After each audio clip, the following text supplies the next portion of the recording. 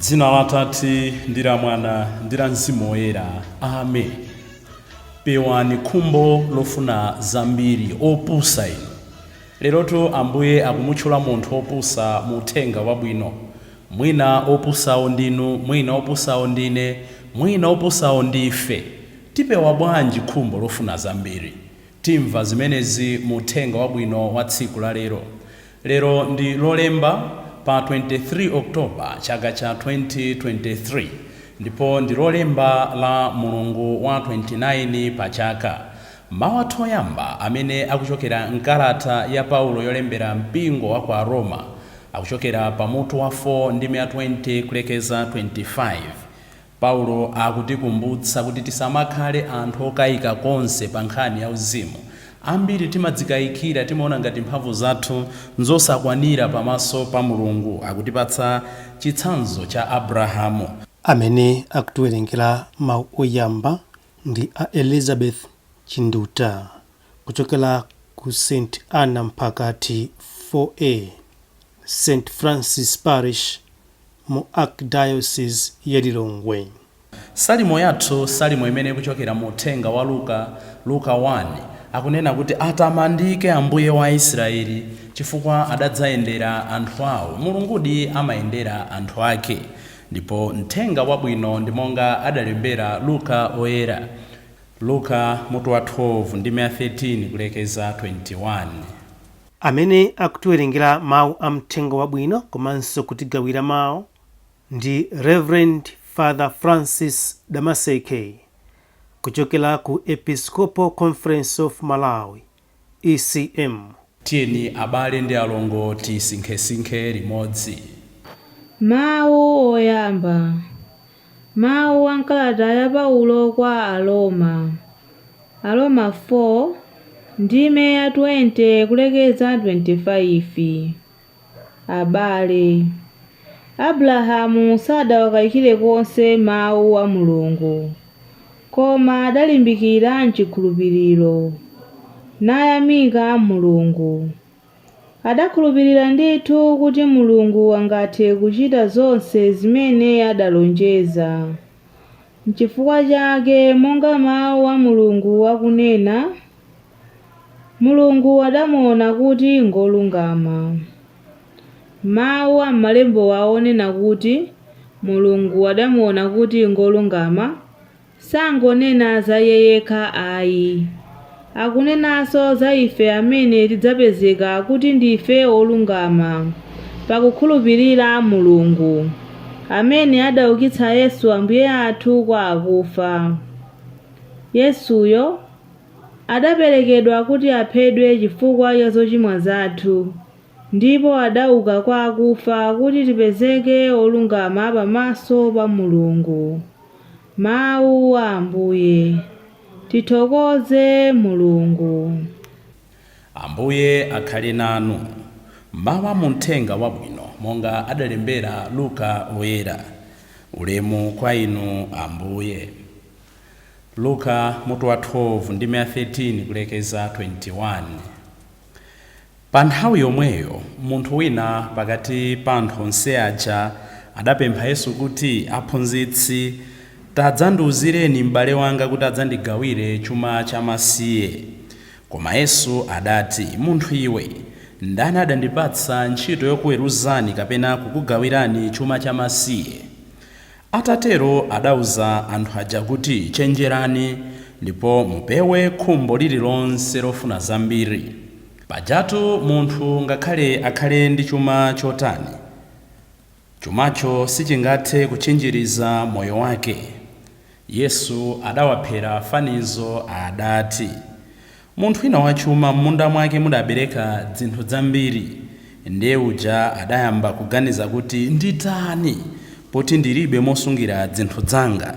Tsono adati, ndidzatere, ndidzapasula nkhokwe zanga nkumanga zina zazikulu, ndipo ndidzasungira zinthu zanga m'menemo ndi chuma changa m'menemo. Kenaka ndidzauza mtima wanga kuti, iwe mtima wanga, uli ndi chuma chambiri chimene chidzakukwanira zaka zambiri. Upumule, uzidya, uzimwa ndi kusangalala. Koma Mulungu adamuwuza kuti, wopusa iwe, usiku omwe uno akulanda moyo wako, nanga zonse zimene wadziunjikirazi zidzakhala zayani? Potsiriza Yesu adati, zimatero ndi munthu amene wadziunjikira chuma, koma sali wachuma konse pamaso pa Mulungu. Mthenga wa Ambuye. Ulemu kwa inu Ambuye Yesu Khristu. Opusa iwe, Ambuye Yesu zatidabwitsa kuti akumutchula munthu wopusa, munthu amene tikayang'ana moyo wake koyambirira kwa mthenga wabwinoko akuoneka kuti ndi munthu amene anali olimbikira, anagwira ntchito kwambiri. Chifukwa chogwira ntchito kwambiri, m'munda mwake munabereka zinthu zambiri, ndipo anakolola zinthu zambiri, zinthu zaphwamwamwa, ndipo anayamba kudzifunsa kuti nditani, ndimasula nkhokwe zanga zakale ndimanga zatsopano, ndipo zimene zidi ali mkati mopanga. Ambuye Yesu anamuwuza kuti, opusa iwe, usiku omwe uno atenga moyo wako ukudziunjikira chuma chifukwa chachani?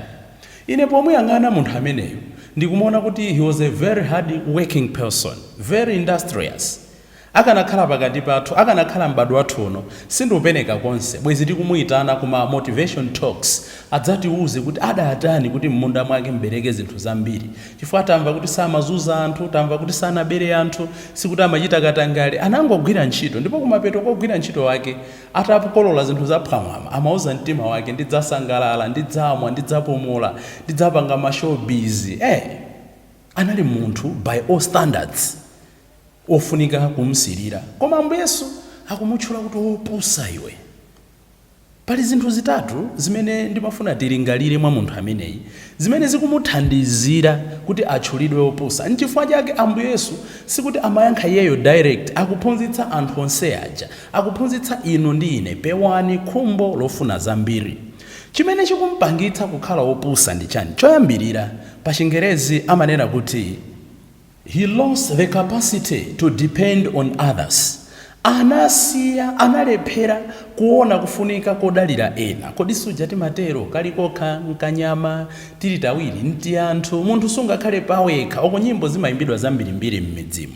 Kodi munthu nkukhala wekha, ayi nyamu. So munthu ameneyu anayiwala kuti zimene ali nazozo is the fruit, is the product of the commonwealth. Nchifake mumva chichewa chimene akugwiritsa ntchito, m'munda mwanga ine, nkhokwe zanga ine, ndimanga zina, ndiuza mzimu wanga, ine ndidzatere, ndidzauza kuti sangalala, mzimu wanga idya. He lost the capacity to depend on others. Izi ndi zimene zimatipanga tonsefe kukhala qualify kuti tikhale anthu odala. Ambuye Yesu azititenga kuti ndife anthu opusa. Mwachitsanzo, inu ndine pamene tafika apa, no matter where you are, no matter how famous you are, no matter how rich you are, no matter how intelligent you are, no matter how powerful you are, ena ake adapanga china chake kuti tifike pano. Makolo athu, aphunzitsi athu, abale athu, ansembe athu, ena ake pena pake adapanga zinthu zooneka kakhale zosaoneka kuti ife tifike pamene tafika. Chimodzimodzi munthu wachumayo ndiye kuti panali ntchito yake amene anali kugwira ntchito, Mulungu adamugwetsera vula, koma zonse zija adayiwala. Akunena kuti ine ndidzatani, ndidzauza mtima wanga, ine ndidzasangalala, ine ndidzamanga nkhokwe zina, ine zinthu zandilola. Amatenga kuti zonse zatheka chifukwa cha mphamvu ndi luso lake. Opusa iwe. Nkuthekanso pakati pathu ife amene timadzikonda udyo, Mulungu akuti ndife opusa. Chachiwiri, munthu ameneyo analephera kugwiritsa bwino ntchito mphatso zimene Mulungu adampatsa. Ine zinthu zanga zalola kwambiri, nditani nazo? Hayi basi ndingomanga nkhokwe zina, ndidzadza mmenemo, ndidzadya chuma chimenechi zaka zambirimbiri. Anayiwala kuti moyo ungatalike, ungafupike. Chilichonse chimene Mulungu adatipatsa is meant for others, is meant for me to uplift others. Munthu ameneyo adayiwala, adalephera kugwiritsa ntchito zimene Mulungu adampatsa. Nkutheka tu Mulungu adatipatsa chuma mwa njira ina kusiyana ndi mkulu ameneyo.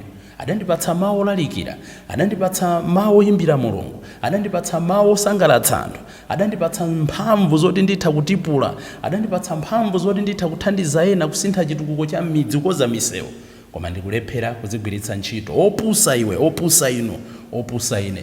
Chachitatu, munthu amene akutchulidwa opusa because he failed to depend on God.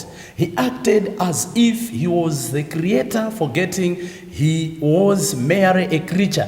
Adayiwala kudalira Mulungu, amadzitenga ngati kuti iyeyo ndi mlengi, kuyiwala kuti adali cholengedwa. Taonani, akuti ndidzamanga nkhokwe zambiri, mmene ndidzasungira zinthu zanga, mmene ndidzadye zaka zambirimbiri.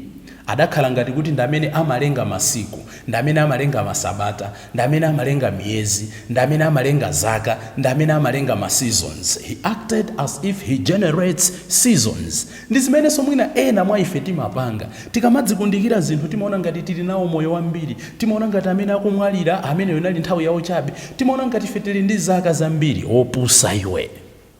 Koma kuopsa kwake nkwakuti tili nawo opusa ambiri pakati pathu. We have so many fools around us. Fools amene amatha kuwauza anthu kuti zikuchitikirani zakuti, kuyiwala kuti chachikulu ndi kufuna kwa Mulungu, kufuna kwanu kuchitidwe. So we have plenty of fools around. Amene amatha kuwuza anthu kuti ya ndikupemphererani muchira, ndikupemphererani mulemera, ndikupemphererani zakuti zichitika. Inde nkutheka Mulungu adasungiza chuma chimenecho. Komano pamapeto pa zonse tisakhale tikungofuna kutchukitsa mayina athu. Aonekere kuti akugwira ntchito mwa ife ndi Mulungu. We have plenty of fools around us.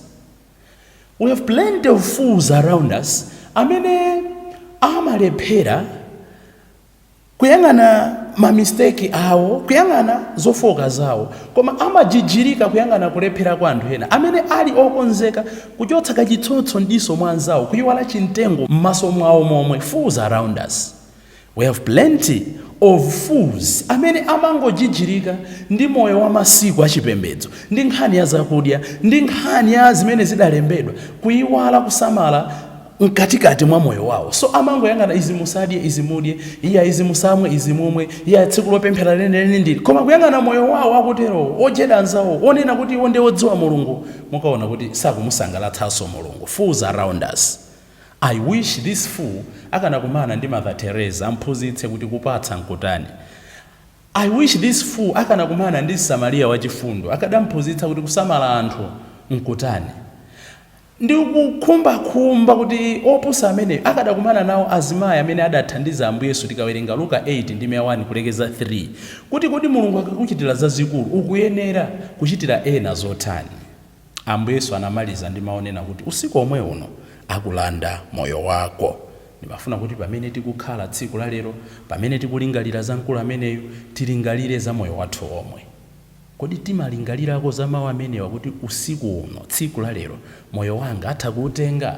Ambuye tithandizeni kumagwiritsa ntchito bwino zimene mudatipatsa, tisakhale mkulu opusa, komabe ngakhale titakhala opusa, tiyambe mwatsopano kuti inu mutidalitse. Dzina la Atate ndi la Mwana ndi la Mzimu Woyera. Amen.